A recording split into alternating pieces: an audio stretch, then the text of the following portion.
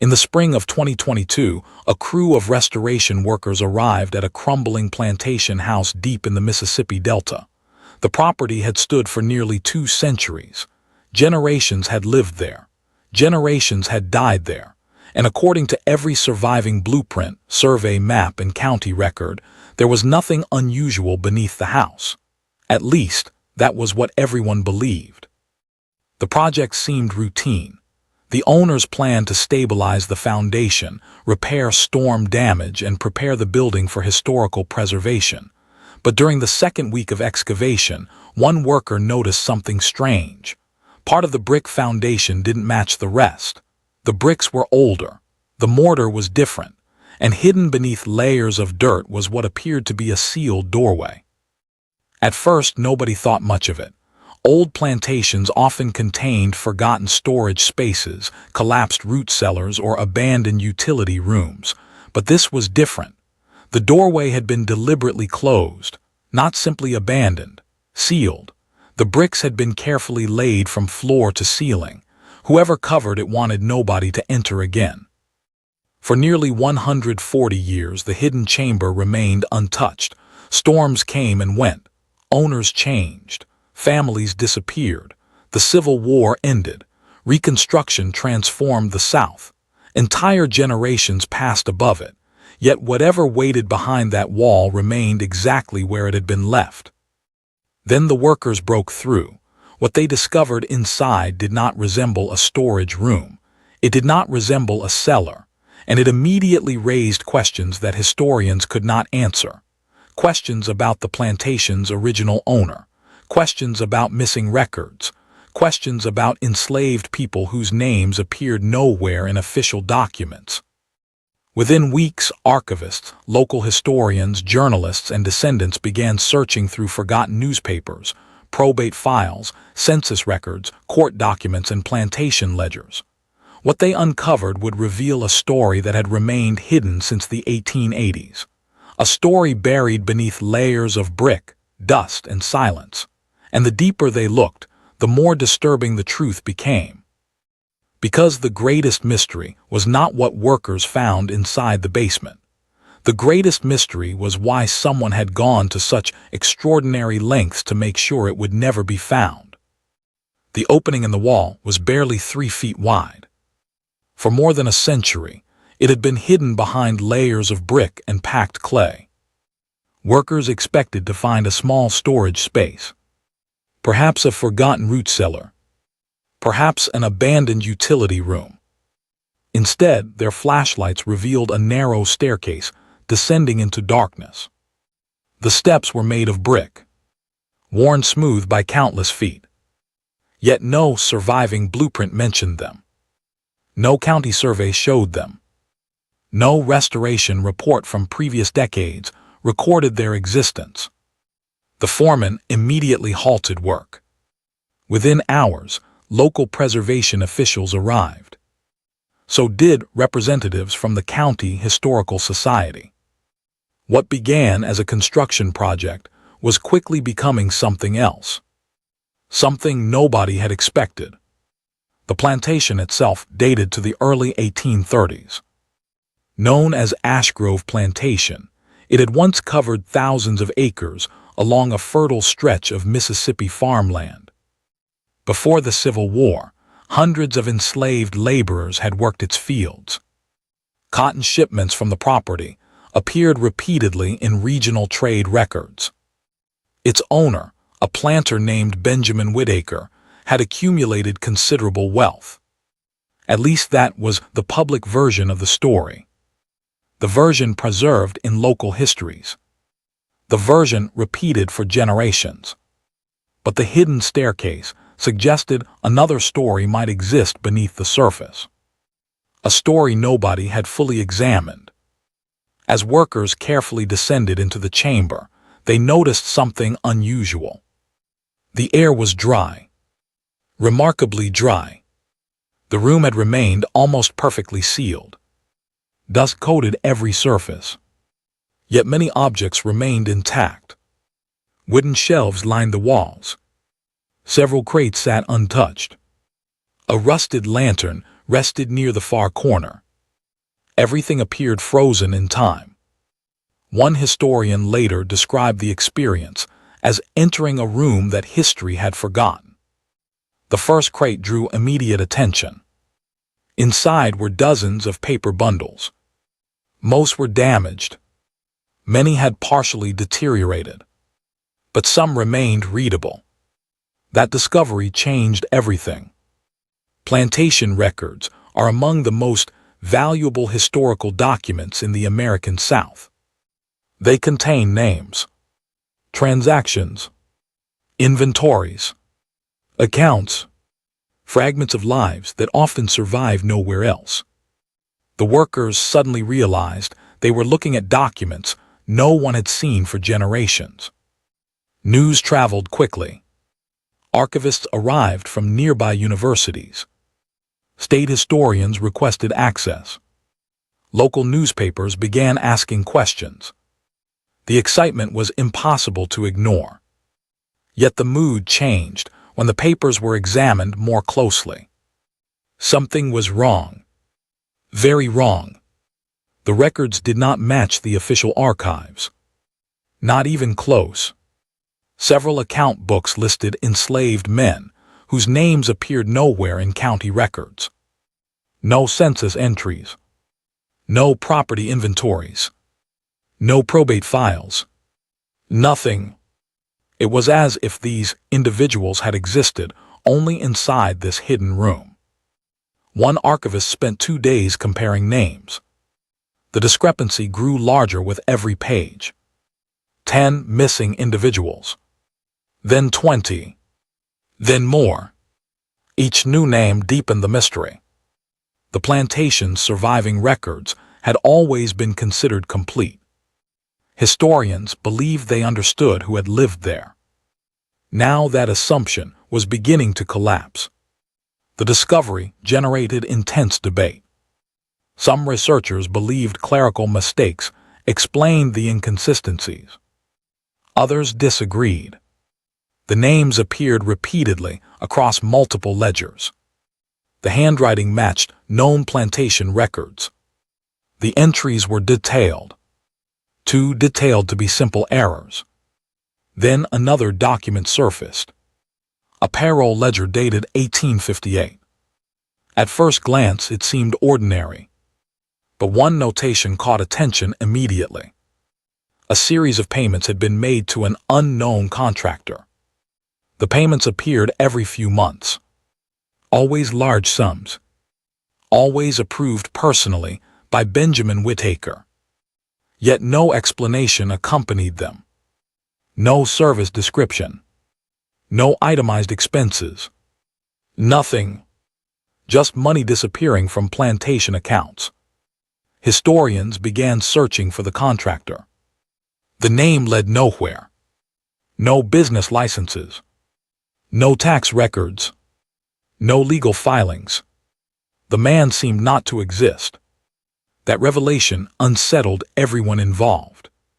Because hidden rooms can be forgotten. Records can be misplaced. But repeated financial transactions leave trails. This trail ended abruptly, as if someone had intentionally erased it. Meanwhile, workers continued cataloging the chamber. Several shelves contained personal items.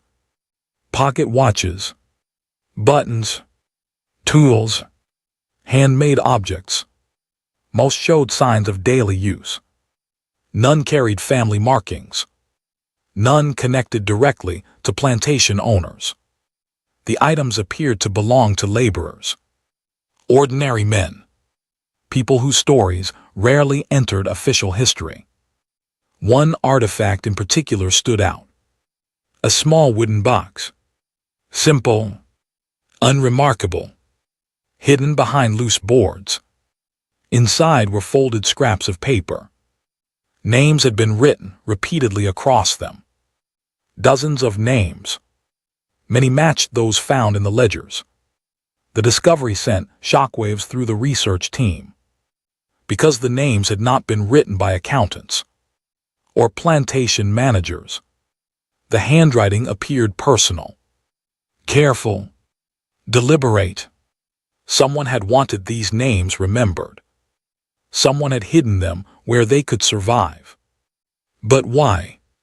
That question lingered over every new discovery.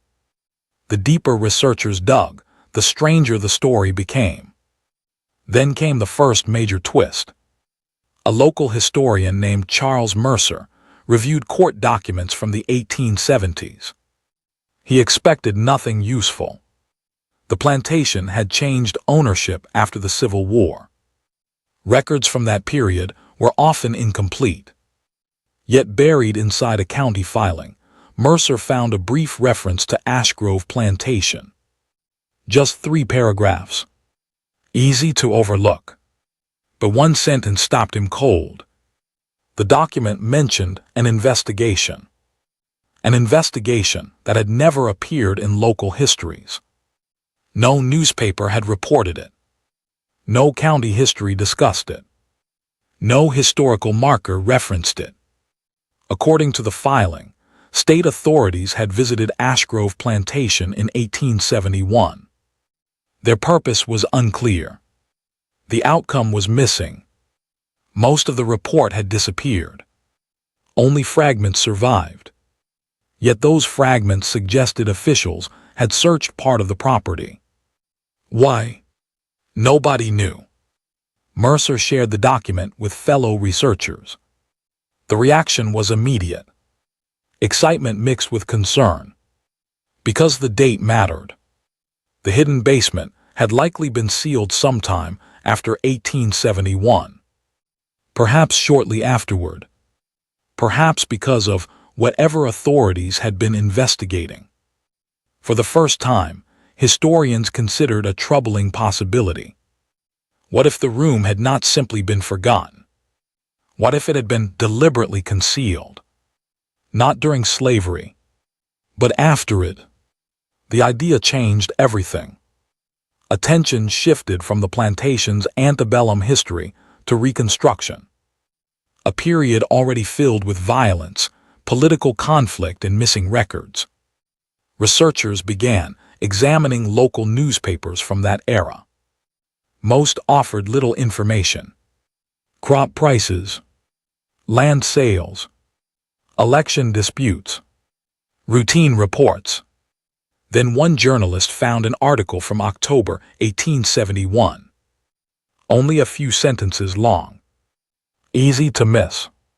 The article mentioned unusual discoveries on a plantation outside town. No names were provided.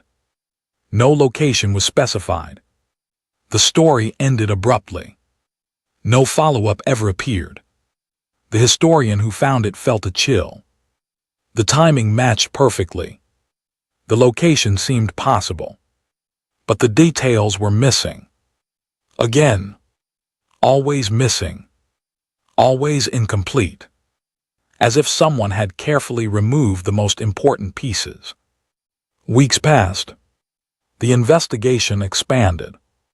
Researchers compared plantation maps, property transfers, court records, tax assessments. The puzzle slowly grew. Yet every answer seemed to create 2 new questions. Then workers discovered something hidden beneath the floor itself. A section of brick sounded hollow. Careful excavation followed. The process took hours. No one spoke much.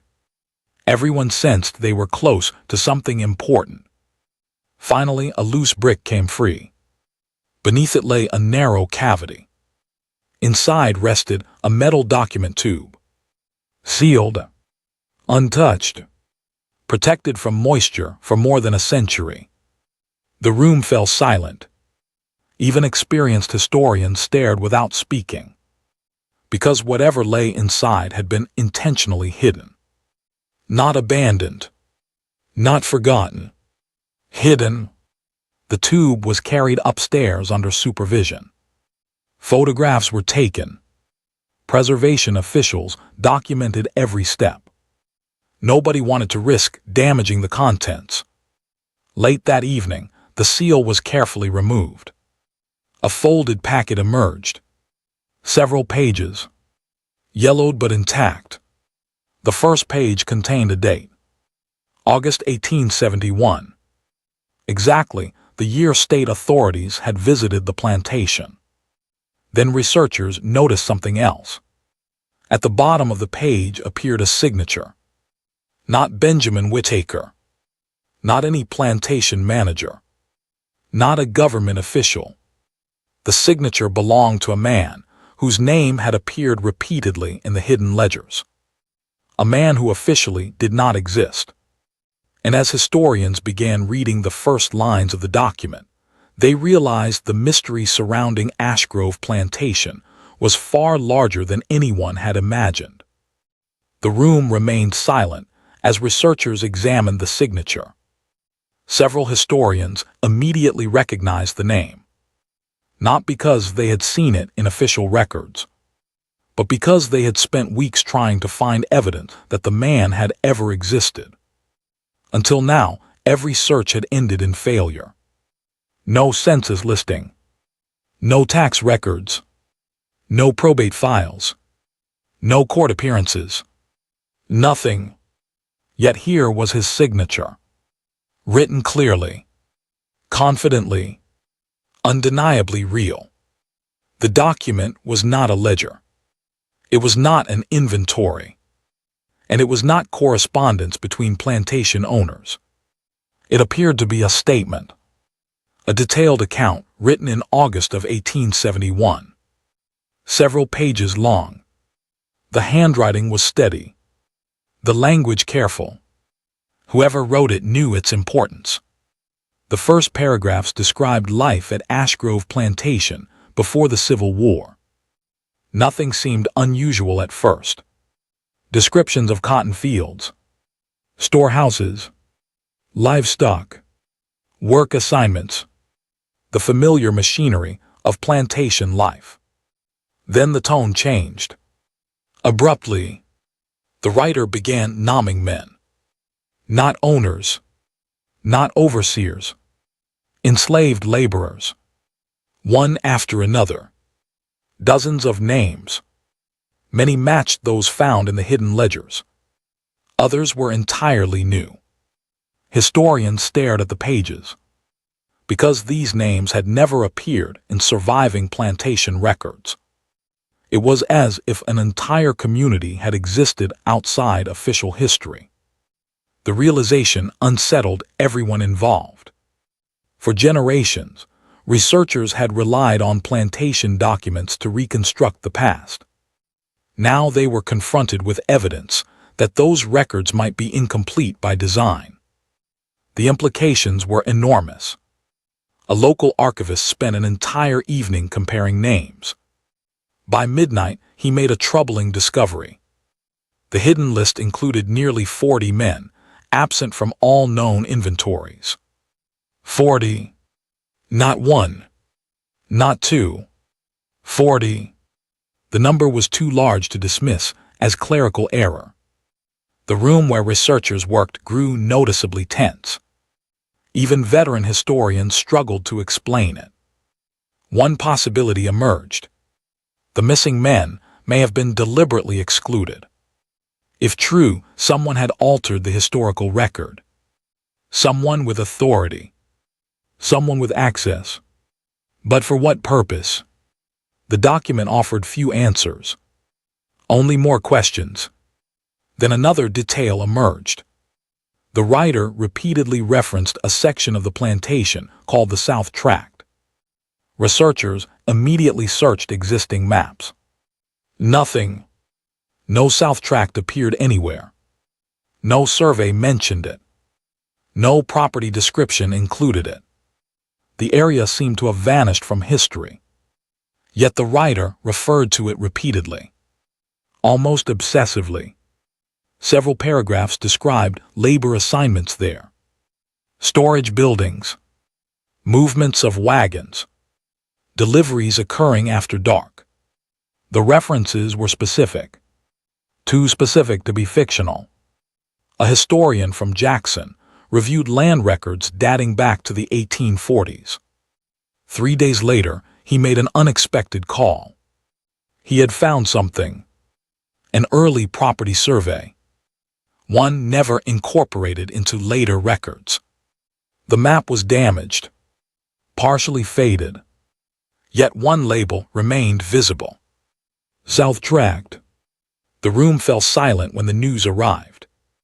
The forgotten area had existed, at least at one point, yet somehow it disappeared from later maps, almost as if someone wanted it erased. Researchers immediately requested copies. The old survey revealed something unexpected. The South Tract lay nearly a mile from the main plantation house, hidden behind thick woods, far from public roads, far from neighboring properties. Its isolation caught everyone's attention. Why establish important operations so far from the plantation center? No one could answer. Then came another discovery. One of the crates recovered from the basement contained damaged receipts.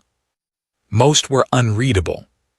Years of moisture had taken their toll, but several survived.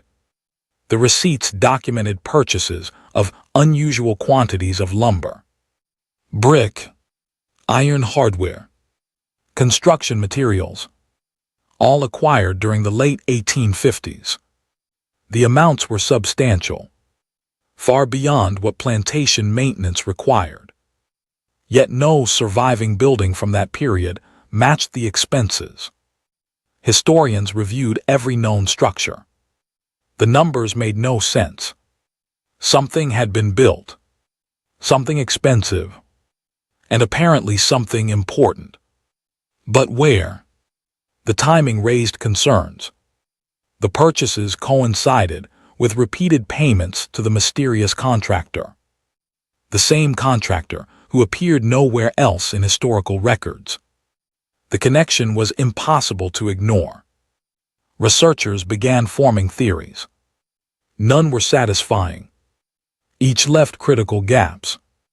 Then a mini twist changed the direction of the investigation. A retired county employee contacted the Historical Society.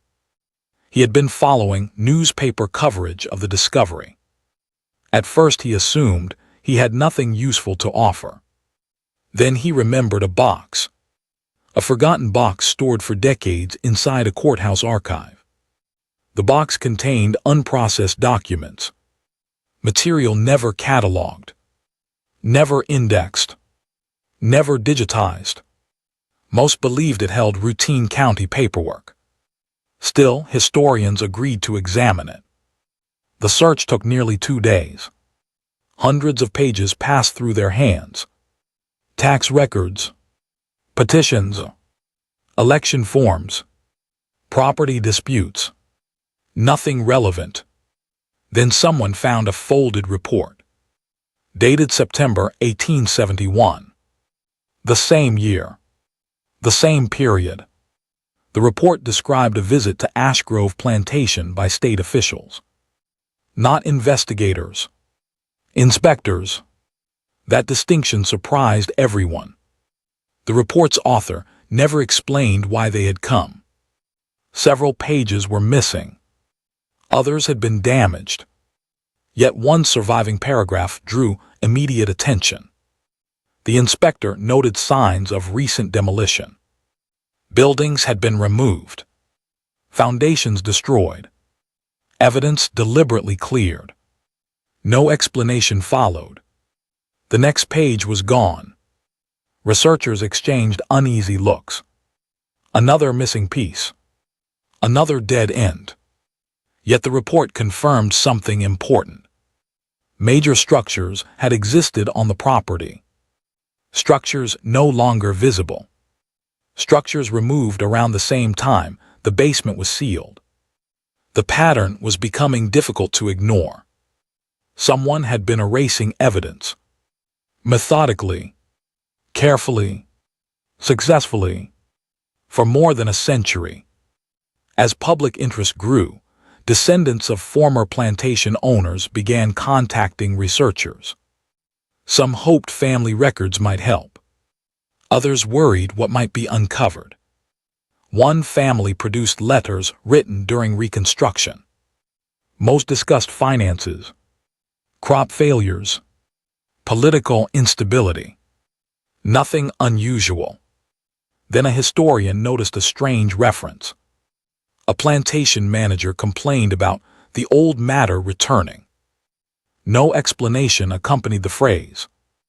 No details followed. Just those words. The old matter returning. Researchers became fascinated. What old matter?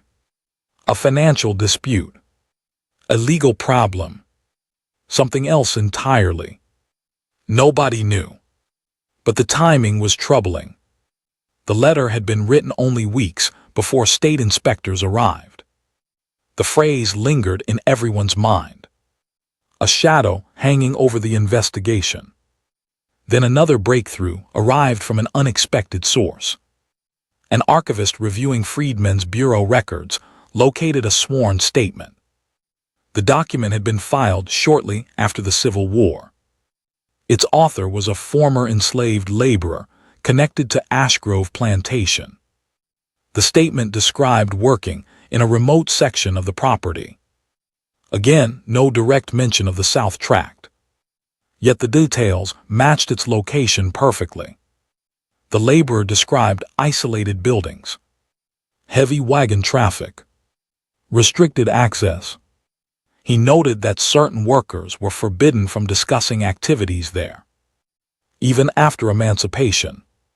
That sentence stunned researchers, because secrecy rarely survives the collapse of an institution. Yet here, years later, former workers still seemed reluctant to speak.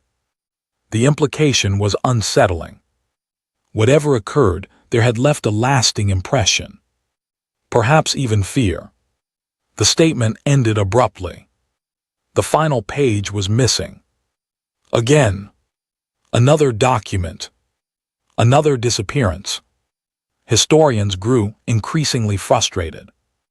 Every trail seemed to stop just before revealing something important, as if the historical record had been intentionally damaged. One researcher described it as chasing a shadow through archives.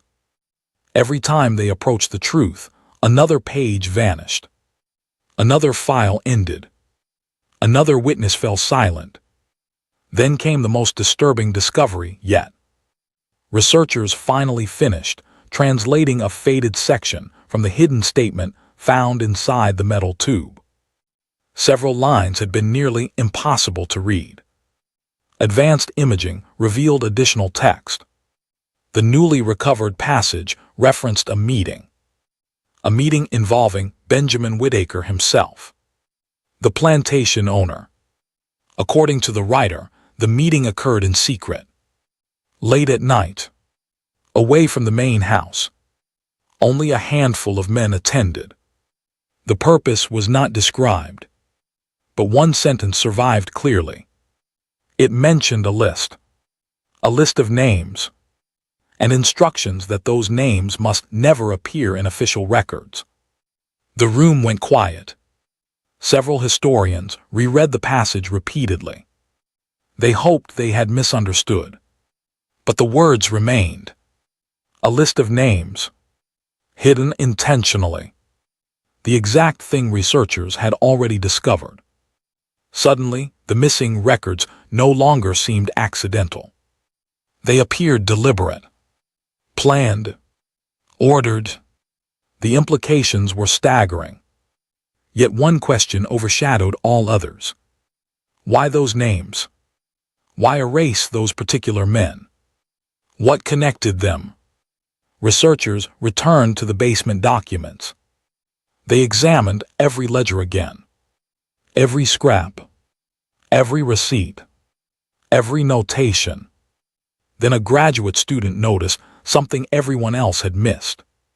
A symbol, small, barely visible, marked beside several names.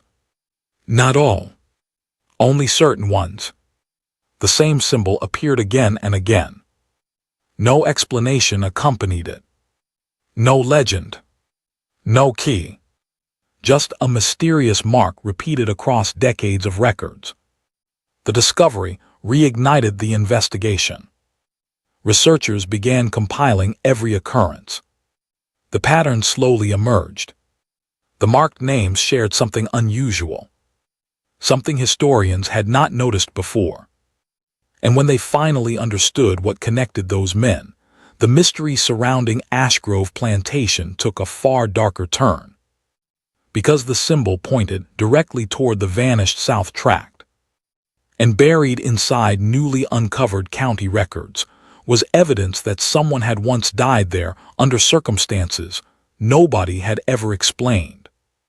The county record was only a single page.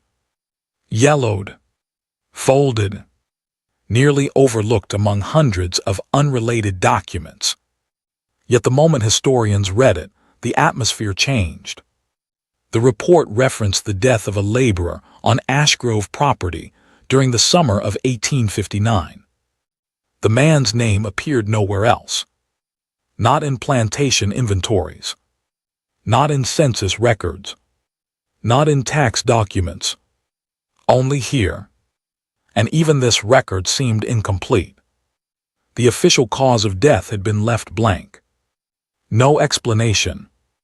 No witness statements. No investigation summary. Nothing.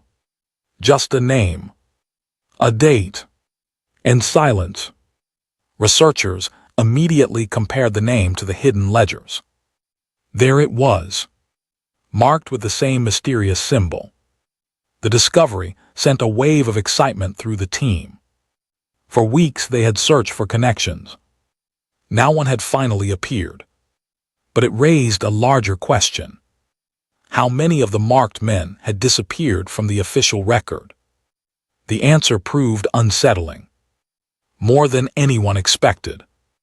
As historians expanded their search, additional names began surfacing. A labor contract here. A church registry there. An occasional mention in Reconstruction records. Fragments. Tiny pieces of evidence. Enough to prove these men existed. Yet almost all traces vanished before the Civil War ended. Their lives seemed to stop abruptly. The pattern was difficult to ignore and impossible to explain. The more names researchers recovered, the stranger the story became. Several of the men possessed unusual skills. Blacksmiths, carpenters, stonemasons, machinists, highly valuable laborers, men whose abilities would normally be documented. Yet most were absent from plantation inventories, absent from financial records, absent from property assessments, as if someone had deliberately hidden their presence. One historian described it as finding ghosts in paperwork. Not supernatural ghosts, paper ghosts, people who had left fingerprints throughout history, but whose names had been erased. The phrase quickly spread among researchers. And the deeper they looked, the more fitting it seemed.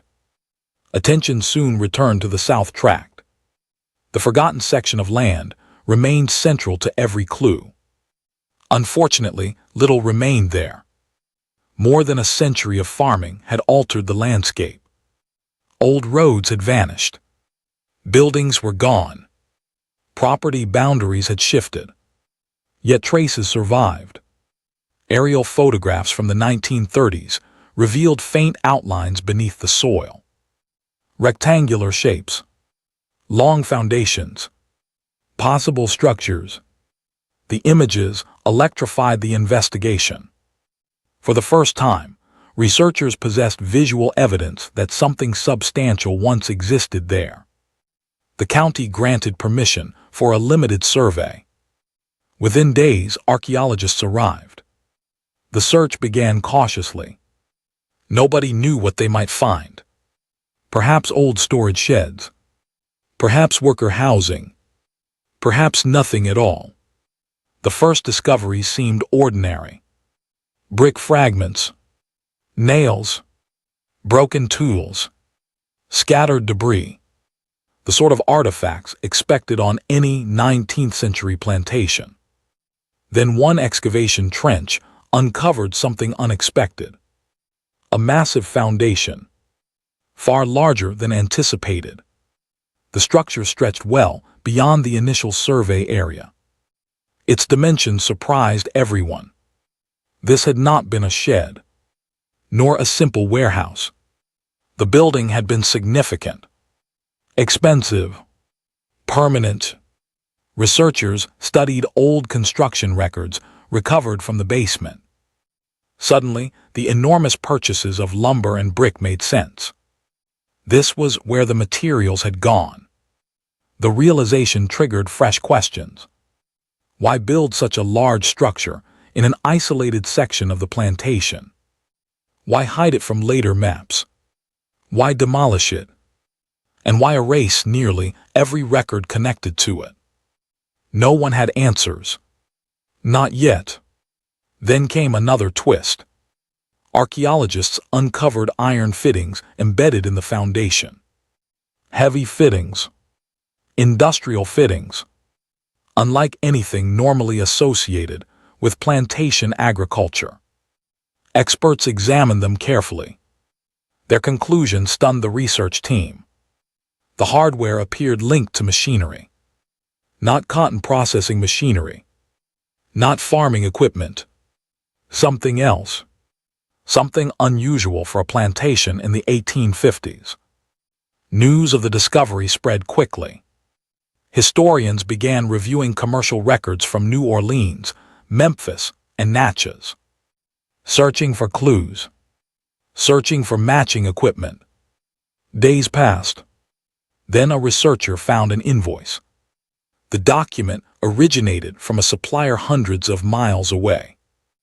Most importantly, it referenced Benjamin Whittaker directly, the plantation owner himself. The invoice listed specialized mechanical equipment shipped to Ashgrove Plantation in 1858. The shipment was expensive, exceptionally expensive, far beyond normal plantation purchases. Even more surprising, the equipment never appeared in plantation accounting records. Someone had removed the transaction. Almost completely. Only this distant invoice survived. The omission alarmed historians.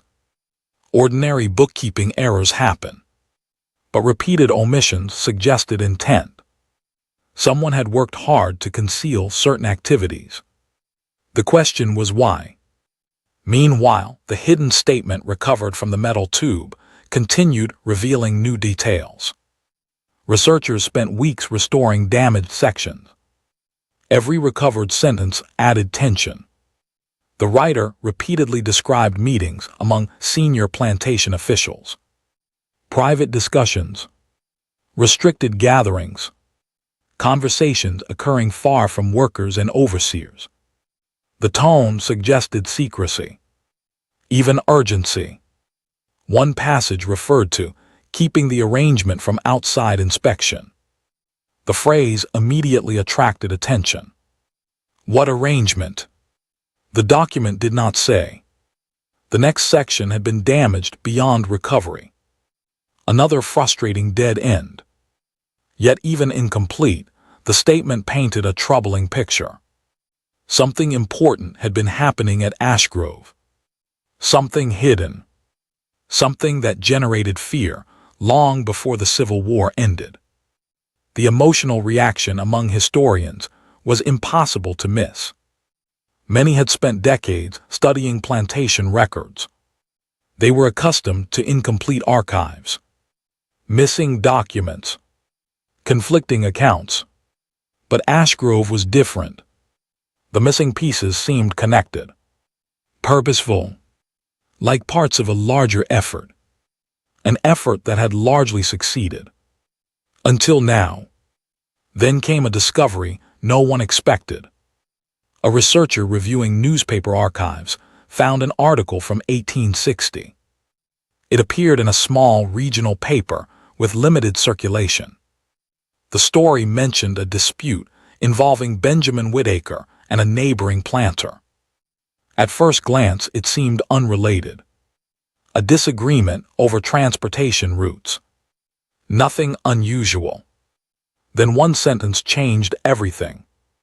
The neighboring planter accused Whitaker of maintaining activities unsuitable for public discussion. The phrase appeared without explanation. No details followed. The article moved on, but historians immediately noticed it. Activities unsuitable for public discussion. What did that mean? The accusation was public, printed in a newspaper, yet no follow-up coverage appeared. No lawsuit. No correction. No explanation. The matter simply vanished. Once again, the trail stopped abruptly. Researchers became increasingly convinced that multiple stories were intersecting.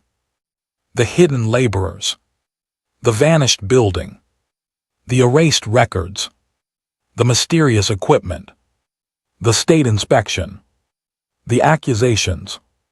Separately, none provided answers. Together, they formed a pattern nobody could fully see. Yet, as archaeological work continued, another discovery emerged from the South Tract. Workers uncovered a buried drainage channel, constructed with remarkable skill, far more sophisticated than expected.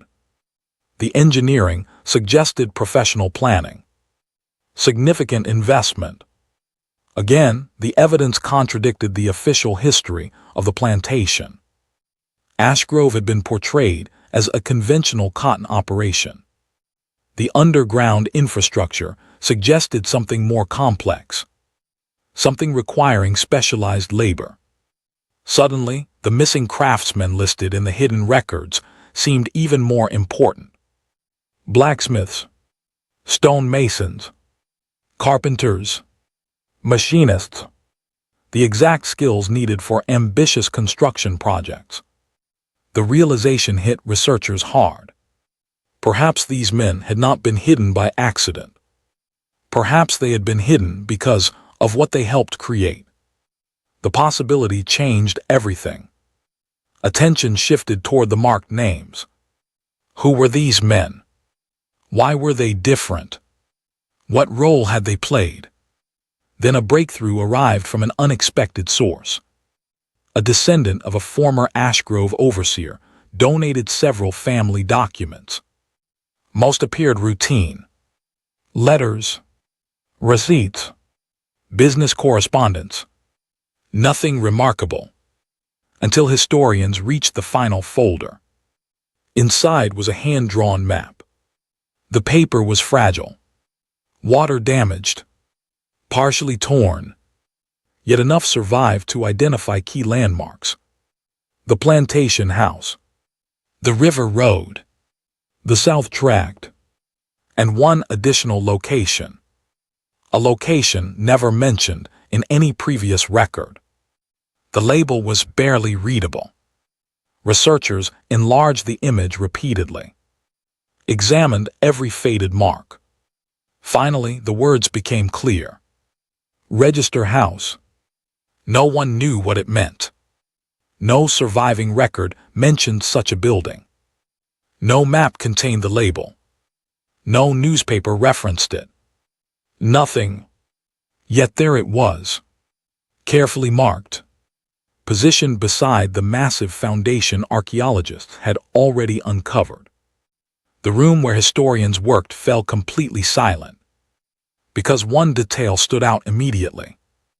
The mysterious symbol found beside the hidden names resembled a simplified version of the mark used for the register house on the map. The connection was impossible to ignore. For the first time, two separate mysteries had collided. The marked names and the vanished building. They were connected. But how? Researchers spent days comparing evidence. Every clue pointed in the same direction. The men whose names had been erased were somehow linked to the register house, a building someone had worked very hard to remove from history. Yet before historians could pursue the connection further, A newly restored section of the hidden statement revealed one final detail. A detail so unexpected that several researchers initially believed they had misread it. The writer claimed that in 1871, state inspectors were not searching for a missing person. They were not investigating a crime. And they were not examining plantation finances. According to the statement, the inspectors came looking for records. Specific records. Records connected to the register house. Records that Benjamin Whittaker had already ordered destroyed years earlier. But if those records were destroyed, then why had someone gone to such extraordinary lengths to hide copies inside a sealed basement for 140 years? The possibility changed the entire investigation. For months, historians had assumed the hidden basement preserved forgotten records. Now they began considering something else. Perhaps the records had not been hidden from time. Perhaps they had been hidden from authorities. The distinction mattered a great deal. Researchers returned to every document recovered from the basement. This time they looked for evidence of concealment rather than preservation. The results were startling. Several bundles had been wrapped in oilcloth, an expensive precaution. Others had been placed inside specially constructed wooden cases. Someone had invested effort, time, money, not the actions of a man casually storing paperwork, the actions of a man protecting it. The question remained, protecting it from whom? The answer may have been sitting in the documents all along. One archivist made a discovery late one evening. A notation hidden in the margin of an account book. Barely visible. Written in pencil. Simple words. Only 4 of them. Second copy retained below. The room grew quiet when the note was revealed. Second copy. Retained below. Not destroyed. Not lost. Retained. The phrase suggested an organized system. Someone had deliberately created duplicates. Someone expected the originals to disappear. And someone wanted certain information to survive. The implications were enormous. Yet another mystery quickly emerged. If a second copy existed below, where was the first? Researchers began searching beyond the basement itself. Attention shifted toward county archives, state records, private collections, anywhere surviving originals might exist. The search produced little, until an unexpected breakthrough arrived from Tennessee. A university librarian contacted the research team. He had seen reports about Ashgrove Plantation. One detail caught his attention. The strange symbol. He believed he had seen it before. Historians listened carefully. The librarian retrieved a collection of 19th century commercial records. Among them were freight manifests, transportation contracts, warehouse inventories. Several documents contained the same symbol, the exact same mark. The discovery stunned everyone, because the records had no connection to Ashgrove Plantation, at least none that was immediately obvious. The documents originated hundreds of miles away. Different counties, different businesses, different years. Yet the symbol remained. Repeated, consistent, intentional. Researchers immediately requested copies. Days later, the answer began taking shape. The symbol was not a personal mark, not a family emblem, not a plantation code. It appeared connected to registration systems used for skilled labor contracts. The room fell silent.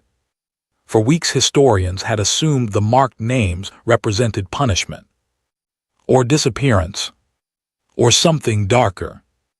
Instead, the symbol pointed somewhere entirely different.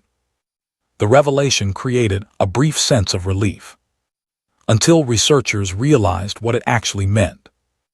The marked men had not been ordinary laborers. They had been recorded separately, tracked separately, valued separately, which raised an uncomfortable question. Why were their identities hidden if their skills were legitimate? The mystery deepened once again. Attention returned to the register house. The name suddenly seemed less mysterious.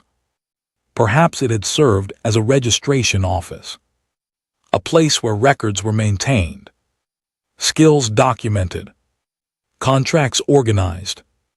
But if that was true, why erase it? Why demolish the building? Why hide the paperwork? The answers remained frustratingly out of reach. Then another discovery emerged from the archaeological site. Workers excavating near the foundation uncovered a buried iron box. Small, locked, severely corroded. The find generated immediate excitement. For a brief moment, everyone hoped it contained the missing answers. The opening process took hours. Preservation experts worked carefully. No one wanted to damage whatever survived inside. When the lid finally lifted, disappointment spread through the group. The box contained only fragments, mostly paper scraps, many unreadable. Most appeared ruined. Yet one document survived, only partially, but enough remained to reveal something important. The paper contained columns of names, dozens of them, each accompanied by a specific trade: carpenter, wheelwright, mason, blacksmith, machinist. The same pattern appeared again. The same hidden community. The same missing men. The discovery electrified researchers, because for the first time, the purpose of the register house seemed clearer. The building may have functioned as a record center, a place where skilled labor was documented outside traditional plantation inventories. Yet that explanation created a larger problem. Such records were not illegal, nor unusual. Why conceal them? Why destroy them? Why risk so much to make them disappear? The answers remained hidden. For now.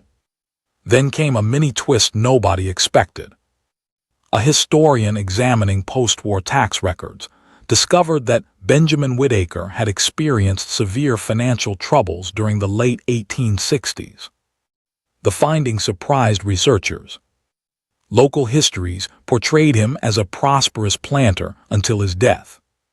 The records told a different story. Debt, loans, property disputes, legal pressure. His finances appeared far weaker than anyone realized. That revelation changed the context of everything. Perhaps the mystery involved money. Perhaps the hidden records threatened financial interests. Perhaps the state inspectors had pursued something entirely different.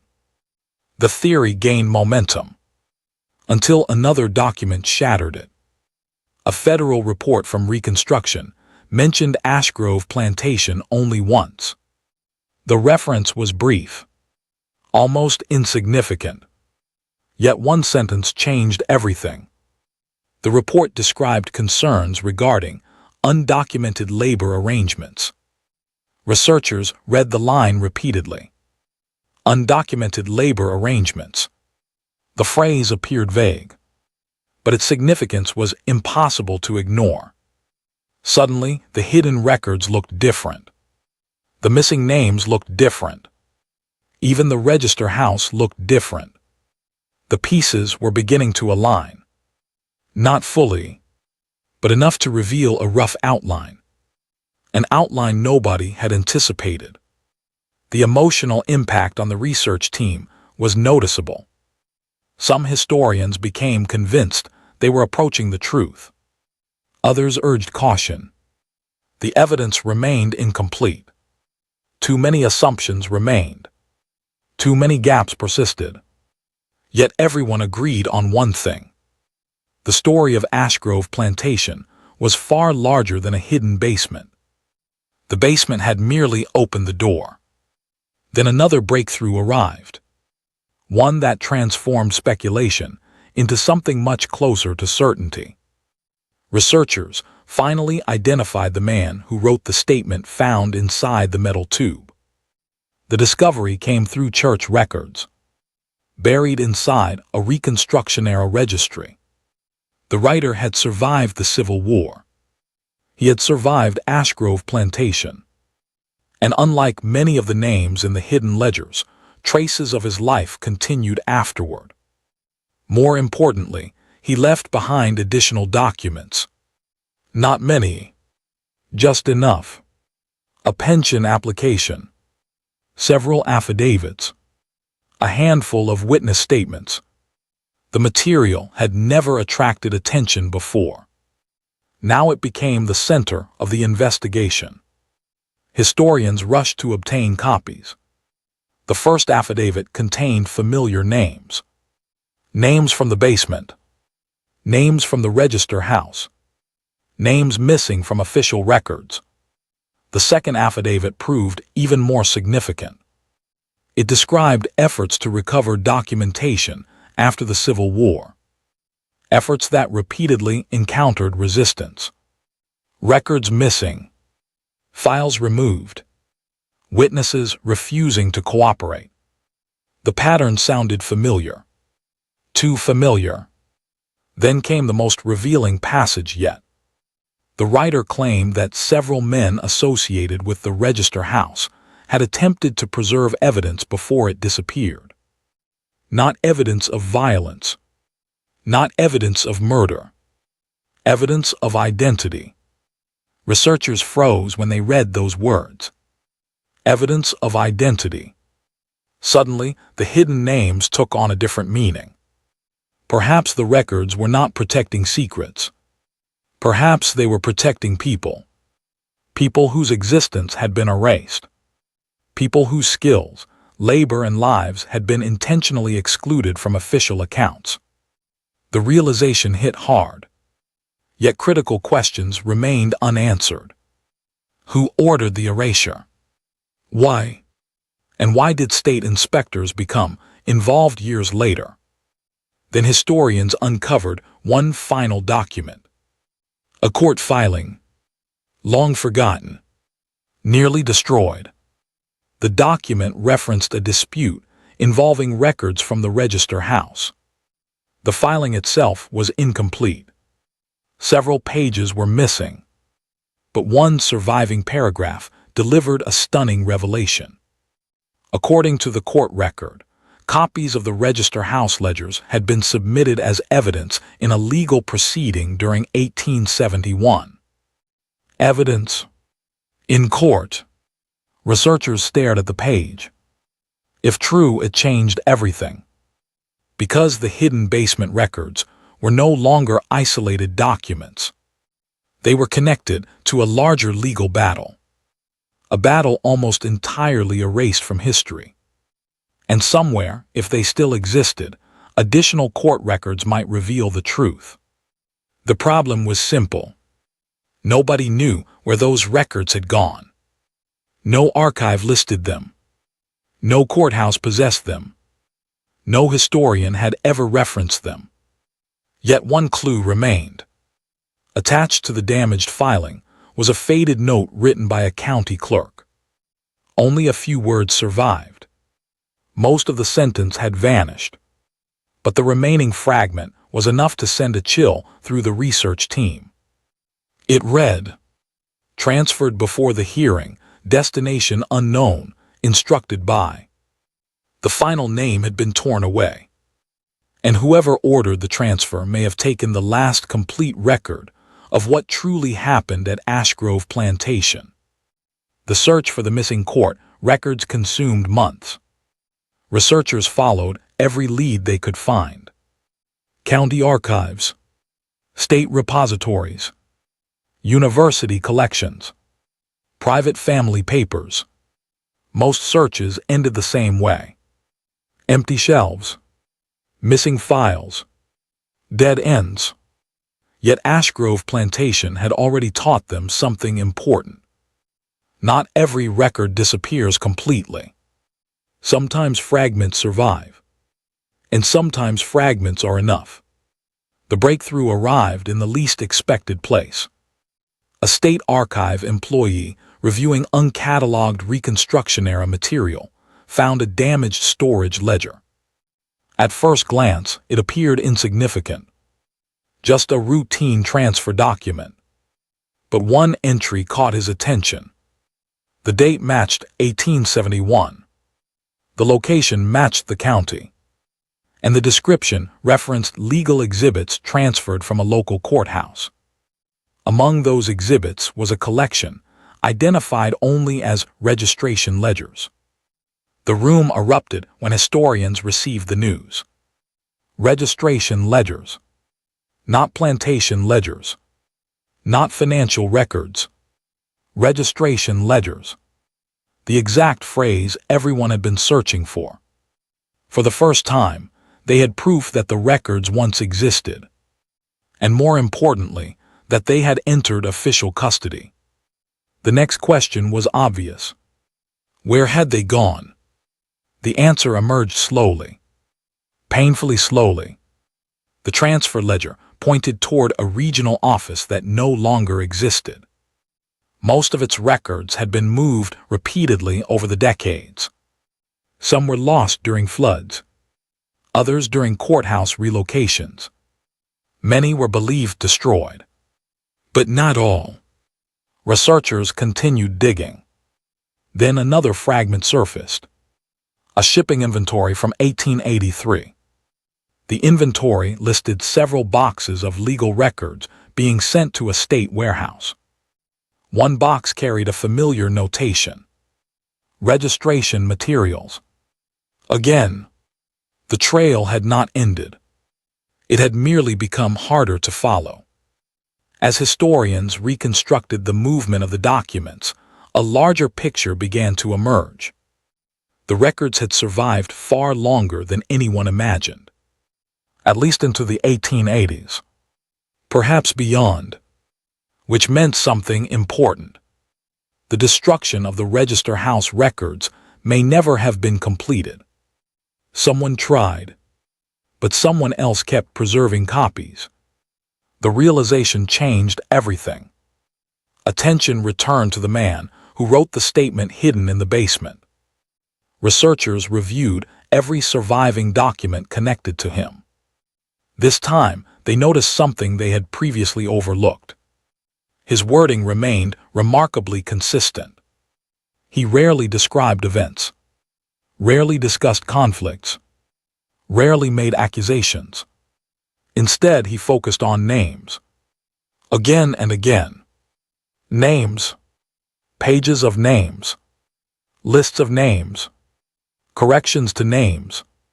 References to names missing from official records. The pattern finally became impossible to ignore. The hidden basement was never intended to preserve a scandal. It was intended to preserve identities. The emotional impact of that realization was profound. Many historians paused when they reached the conclusion, because they understood what was at stake. For generations, historical records had shaped who was remembered and who was forgotten. The men listed in the hidden ledgers had been pushed toward that second category. Forgotten, erased, removed from official history. Yet someone had refused to let that happen. Someone had risked a great deal to preserve evidence of their existence. Then came the final mini-twist, and it changed the entire story. Researchers eventually recovered enough surviving records to understand what the Register House actually was. The answer surprised almost everyone. It was not a secret prison, not a hidden factory, not a criminal enterprise. The truth was more complicated, and in many ways more disturbing. The Register House functioned as an independent record office, connected to skilled labor operations on the plantation. Certain enslaved men possessed highly specialized abilities. Masons, engine builders, carpenters, metal workers, surveyors. Their labor generated contracts extending beyond the plantation itself. Their work appeared on projects throughout the region. The records documented skills, assignments, payments, training, family connections, personal histories. In effect, the register house recorded details that ordinary plantation inventories ignored. That alone was significant, but it was not the entire story. The deeper issue involved ownership. After the Civil War ended, questions emerged regarding labor contracts, compensation claims, and legal status. Formerly enslaved men sought recognition for work that had never been properly documented. Some sought wages. Others sought proof of identity. Others sought proof of family relationships. The register house records suddenly became important. Extremely important. Because they contained evidence. Evidence that could support claims. Evidence that could challenge property disputes. Evidence that could influence legal proceedings. Evidence many powerful people preferred not to see. Now the actions of 1871 made sense. State inspectors had not arrived searching for treasure or hidden crimes. They were searching for documentation connected to legal claims. Claims involving real people, real lives, real futures. The hidden names were not random. The marked men were not random.